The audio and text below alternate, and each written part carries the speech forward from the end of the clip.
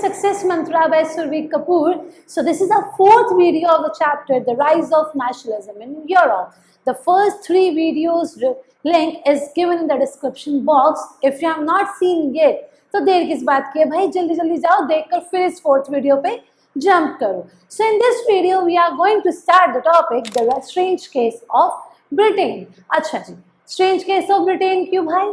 Unification तो Germany का भी हुआ, यूनिफिकेशन तो इटली का भी हुआ, इसमें क्यों यूनिफिकेशन ऑफ ब्रिटेन नहीं करा? स्ट्रेंज केस क्यों कहा? बिकॉज इसमें हमारे पास कोई वॉर नहीं हुआ, हमारे पास कुछ नहीं हुआ, इसमें सिर्फ और सिर्फ पार्लियामेंट्री पावर्स को सीज करा गया और उसके बाद हमने यहाँ पे क्या करा, पूरा का पूरा ब्रिटेन बना दिया. अच्छा, सबसे बढ़िया बात इसमें क्या है कि before the 18th century there were no British nation. भैया कोई ब्रिटिश नेशन था ही नहीं, कोई United Kingdom of Great Britain था ही नहीं. यहाँ पे तो हमारे पास अलग अलग तरीके के एरियाज थे, जैसे कि people were living in the English, Wales, Scot and the Irish people were there. इस तरीके के हमारे पास कैटेगरी के लोग थे. Britishers were not there at all. But 1688 में इंग्लिश पार्लियामेंट ने सारी की सारी पावर सीज कर ली मोनार्की से, और उन्होंने पार्लियामेंट के अंदर पूरा का पूरा सिस्टम क्या करा, हमारे पास अपना सारा का सारा सिस्टम उन्होंने लॉन्च कर दिया इंग्लिश पावर्स को पावरफुल बनाकर. इंग्लिश पावर्स को पावरफुल बनाया और उसके बाद यहाँ पे क्या करा, पार्लियामेंट की पावर्स को सीज कर लिया, अपना रोल प्ले हर जगह दिखाने की कोशिश करी यहाँ पर. अब ऐसा इंग्लिश पावरफुल एकदम हुई कैसे? क्योंकि यहाँ पर हमारे पास इंडस्ट्रियलाइजेशन चल रहा था, पैसा आया, पैसे से धीरे धीरे एरियाज एक्वायर करने स्टार्ट करे और अपनी अपनी चलानी यहाँ पे स्टार्ट कर दी थी.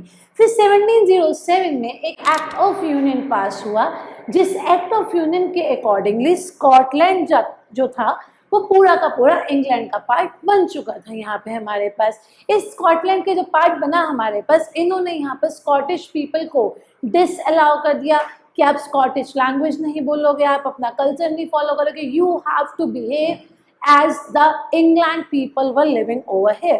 ये तो था हमारे पास पूरा का पूरा स्कॉटलैंड का केस. अगर हम बात करते हैं आयरलैंड की, तो आयरलैंड में ना हमारे पास दो टाइप्स की कैटेगरीज के लोग थे. The one were Catholics and the other one the Protestants.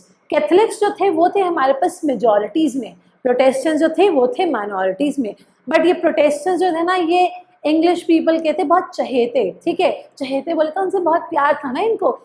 ऐसा प्यार नहीं था, बस डिवाइड एंड रूल बनाना चाह रहे थे कैथलिक्स और प्रोटेस्टेंट्स के बीच में. तो इन्होंने क्या करा, प्रोटेस्टेंट्स को देने शुरू कर दी स्पेशल पावर्स.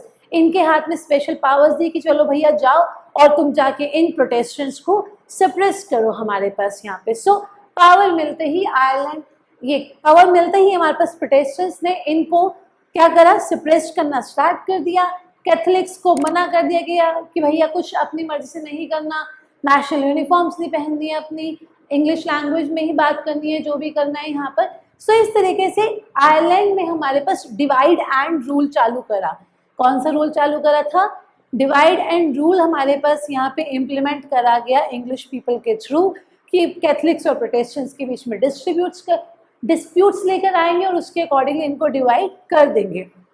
अब आयरलैंड में एक रेवोल्यूशन रखा गया था, रेवोल्यूशन ऑर्गेनाइज किया था वॉल्फ टाउन में, और जब इंग्लिश पीपल ने वॉल्फ टाउन को रेवोल्यूशन में हराया तो उसके बाद उन्होंने ये सारा सिस्टम हमारे पास लेकर आए.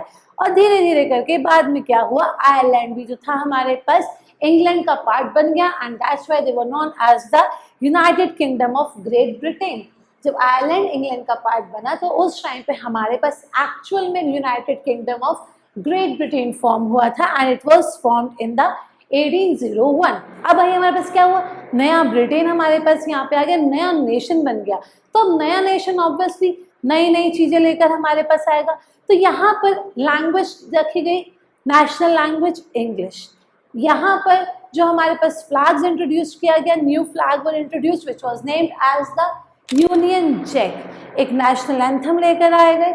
उस नेशनल एंथम को कैसे रहा था, God save our noble king. So ये रहा पूरा का पूरा हमारे पास स्ट्रेंज केस ऑफ ब्रिटेन, कि किस तरीके से ब्रिटेन 18th सेंचुरी से पहले कोई भी नेशन नहीं था, बट लेटर ऑन वो पूरा का पूरा नेशन हमारे पास यहाँ पर बन गया. So guys, the next topic is visualising the nation. भाई अब हम जैसे अपने इंडिया को एज इन भारत माता कंसिडर करते हैं, वैसे ही वहाँ पे भी रिक्वायर्ड था कि हम पूरे के पूरे नेशन को विजुलाइज करें, कैसे देखें। जैसे कि फ्रांस में हमने क्या करा था, ला पटायर एंड ले सिटोइन, दैट इज फादरलैंड, ठीक है। तो यहाँ पर हमने विजुलाइजिंग जब करा नेशन को, एक पर्सोनिफाई, एक फीमेल फिगर में लेके आया, which was named as the Germania. अब अगर आप ये इमेज देखो तो इस इमेज में आपको बहुत सारी चीजें दिख रही होंगी। आपको एक राइजिंग सन दिख रहा होगा हमारे पास, she is having a sword in her hand, और हाथ में क्या है उसके, कुछ ब्रांचेस है हमारे पास, ऑलिव ब्रांचेस। और आपको क्या दिख रहा है वहाँ पे, क्रॉन दिख रहा है, which was of the oak leaves crown हमारे पास है। यहाँ पर आपको सामने उनकी चेस्ट पे क्या दिख रही है, एक ब्रेस्ट प्लेट दिख रही है जिसपे ईगल बना हुआ है हमारे पास यहाँ पे। सो इस तरीके से बड़े सारे सिंबल्स हमारे पास है, and I have written over here, you can match with the picture की यहाँ पे हमारे पास गिवन है सारी की सारी चीजें। अगर मैं बात करती हूँ ब्रोकन चेन्स, जो वहाँ पे पड़ी हुई है ब्रोकन चेन्स, तो ये शो करता है कि भैया हथकड़ियाँ टूट गई, अब हम क्या हो गए, आजाद हो गए हैं। सो इन जर्मेनिया ने यहाँ पे क्या शो करा था, ब्रोकन चेन से freedom, and the breast plate with eagle shows that this is a symbol of a German empire. Oak leaves में उन्होंने यहाँ पे क्या शो करा था, heroism, these oak leaves shows your heroism, sword, ready to war, हम लड़ाई करने के लिए रेडी हैं यहाँ पर। ऑलिव ब्रांच ने शो करा था हमारे पास यहाँ पे पूरा का पूरा कि भाई वैसे तो हम ट्राई करेंगे कि पीस मेंटेन करें, बट अगर आप पीस मेंटेन नहीं कर पाएंगे तो we are ready for a war. Flag ने शो करा था ऑब्वियसली द न्यू नेशन यहाँ पे शो करा गया, and the rays of rising sun, जैसे कि नया दिन होता है वैसे ही इनके लिए यहाँ पे क्या हुआ, एक नया एरा, न्यू एरा लेकर आएगी हमारे पास, ठीक है। This is all about the visualising the nation. अब लास्ट टॉपिक जो बहुत सारे बच्चे छोड़ देते हैं कि इसमें से क्या आएगा, that is your imperialism and nationalism.